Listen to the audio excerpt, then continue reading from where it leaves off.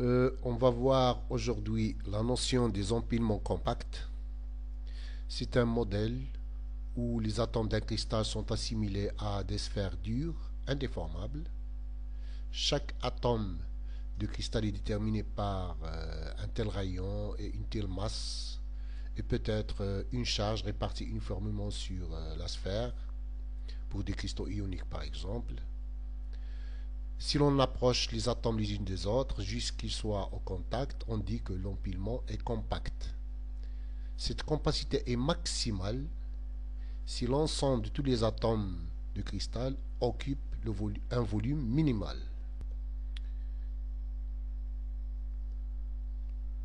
Bon, on va essayer de chercher quelques structures à l'aide des empilements des sphères identiques d'un rayon R et d'une masse M indéformable. On va trouver la structure à l'aide d'un empilement maximal qui a une capacité maximale, c'est-à-dire les sphères occupent le minimum d'espace, c'est-à-dire un taux de remplissage des sphères maximal. On commence par la première sphère. À côté, la deuxième sphère qui doit être tangente. Je rappelle, on cherche un empilement à capacité maximale ou bien un taux de remplissage des sphères maximal.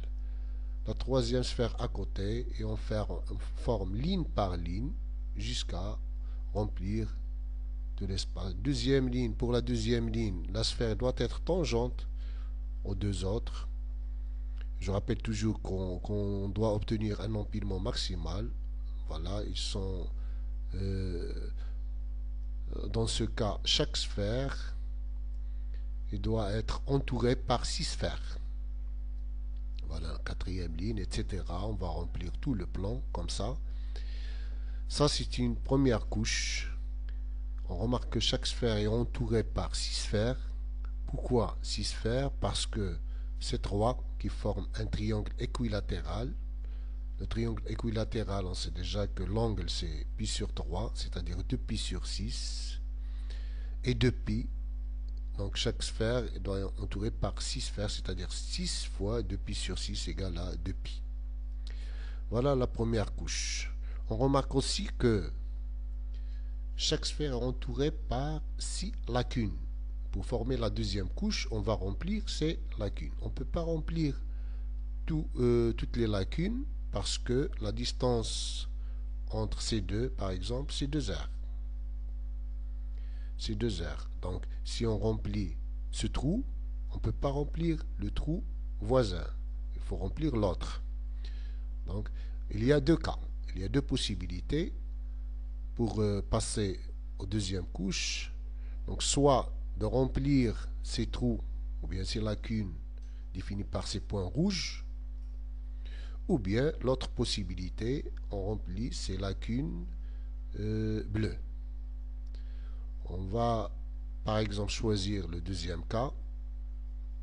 Pour passer de première couche à deuxième couche, on commence par remplir cette lacune. Ça, c'est une deuxième couche. Chaque sphère s'appuie sur 3 sphères de la première couche. Elle est tangente aux 3 sphères. La deuxième sphère, elle est tangente à cette première et aussi s'appuie sur 3 sphères de l'autre couche, de la première couche, etc., etc. Et on continue à remplir pour obtenir la deuxième couche. Voilà. Là, c'est important. Pour construire la troisième couche, essayez de voir ici.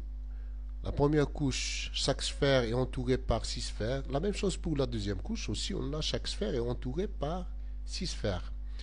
La première couche, on va l'appeler couche A. La deuxième, c'est la couche B. Pour la troisième, essayez de faire une remarque ici. On a 2 possibilités, mais ils ne sont pas équivalents comme pour la deuxième couche.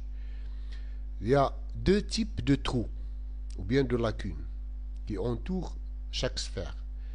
Il y a des lacunes qui sont en face, il y a des trous qui sont en face d'une sphère de la première couche, par exemple celle-ci, celle-ci et celle-ci, et des trous qui sont en face des trous de la première couche.